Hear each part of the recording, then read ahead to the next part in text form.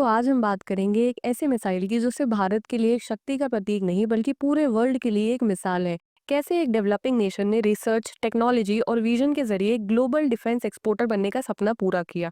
ये कहानी है ब्रह्मोस सुपरसोनिक क्रूज मिसाइल की, जो कि सिर्फ टेक्नोलॉजी की नहीं है बल्कि विजनरी लीडरशिप की भी है, जिसमें डॉक्टर एपीजे अब्दुल कलाम का बड़ा योगदान है।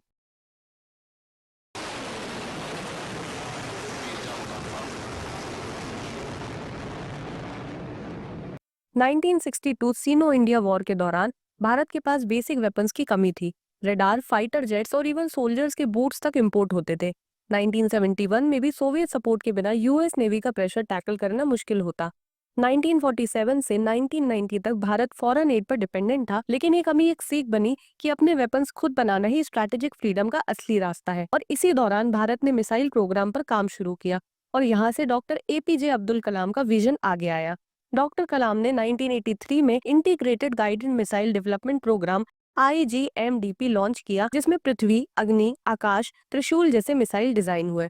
उनका फोकस था कि भारत अपने वेपन्स खुद डिजाइन करे और फॉरेन टेक्नोलॉजी पर डिपेंडेंट ना रहे। ब्रह्मोस प्रोजेक्ट के लिए इनिशियल स्टेजेस में उन्होंने policy level support, scientific direction और इंटरनेशनल कोलैबोरेशन को स्ट्रांगली पुश किया। कलाम सिर्फ एक साइंटिस्ट नहीं बल्कि एक विजनरी लीडर थे और उन्होंने इंडियन यूथ को इंस्पायर किया कि सोचो बड़ा, बनाओ देश के लिए। अब गल्फ वॉर ने प्रूव किया कि प्रिसीजन वेपन्स ही फ्यूचर है।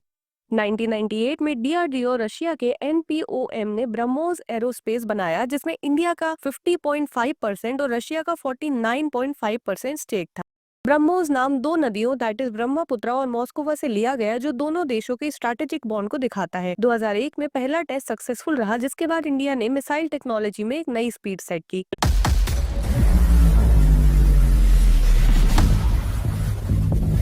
ब्रह्मोस एक टू स्टेज मिसाइल है, जिसमें पहला स्टेज सॉलिड बूस्टर और दूसरा स्टेज लिक्विड फ्यूल रैमजेट है। ये मार्च 2.8 टू 3.0 तक की सुपरसोनिक स्पीड से उड़ता है, जो दुनिया के क्रूज मिसाइल से 3 गुना तेज है। रेंज शुरुआत में 290 किलोमीटर थी, लेकिन अब नए वर्जन 450 टू 650 किलोमीटर तक पहुंच गए हैं और फ्यूचर वेरिएंट 800 टू 1000 किलोमीटर तक जाएंगे। वॉरहेड 200 टू 300 किलोमीटर का होता है और एक्यूरेसी 1 टू 2 मीटर के अंदर होती है, जो इसे एक सर्जिकल स्ट्राइक वेपन बनाता है। इसका सी स्किमिंग मोड और स्टेल्थ डिजाइन इसे डिटेक्ट करना मुश्किल बनाता है। ब्रह्मोस की सबसे बड़ी स्ट्रेंथ है इसका मल्टी प्लेटफॉर्म डिप्लॉयमेंट, जिसमें इन army, mobile launchers, block 1, 2, 3 version जो माउंटेन वॉरफेयर के लिए ऑप्टिमाइज्ड है। इन नेवी 2005 से आईएनएस राजपूत और विशाखापट्टनम क्लास डिस्ट्रॉयर पर डिप्लॉयड 16 सेल वीएलएस के साथ इन एयरफोर्स SU-30 MKI पर फिटेड है ब्रह्मोस ए, जो अप्रॉक्स 500 किलोमीटर रेंज के प्रिसीजन स्ट्राइक कर सकता है। इन सबमरीन्स 2013 के अंडर वाटर टेस्ट के बाद वर्टिकल लॉन्च ट्यूब से सेकेंड स्ट्राइक कैपेबिलिटी मिली और फ्यूचर वेरिएंट्स ब्रह्मोस NG और हाइपरसोनिक ब्रह्मोस 2 और भी एडवांस स्पीड, रेंज और स्टेल्थ प्रोवाइड करेंगे। अब 10 मई 2025 के दिन ऑपरेशन सिंदूर ने हिस्ट्री बना दी। इंडिया ने पहली बार ब्रह्मोस का कॉम्बैट यूज किया। 15 मिसाइल से 11 पाकिस्तानी एयरबेसेस पर स्ट्राइक हुई। टारगेट्स थे air stripes, bunkers, AWACS aircraft, radars और एक्यूरेसी थी 1 मीटर के अंदर। पाकिस्तान के एक्स एयर मार्शल ने भी एडमिट किया कि AWACS एयरक्राफ्ट डिस्ट्रॉय हुआ। ये स्ट्राइक सिर्फ एक ऑपरेशन नहीं थी बल्कि भारत की सेल्फ रिलायंट डिफेंस पावर का ग्लोबल शोकेस थी। ब्रह्मोस सिर्फ एक मिसाइल नहीं, ये इंडिया की डिफेंस डिप्लोमेसी का टूल बन चुका है। फिलीपींस ने $375 मिलियन की डील साइन की है।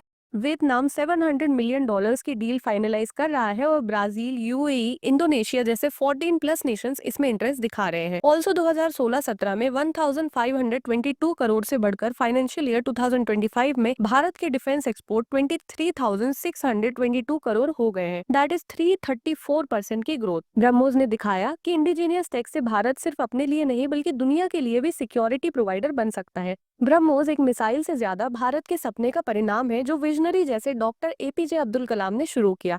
आज ये मिसाइल भारत के मिलिट्री माइट, इकोनॉमिक ग्रोथ और डिप्लोमेटिक इन्फ्लुएंस का एक पावरफुल सिंबल है। सेल्फ रिलायंस से एक्सपोर्ट पावर तक, ये है भारत की असली कहानी। जय हिंद।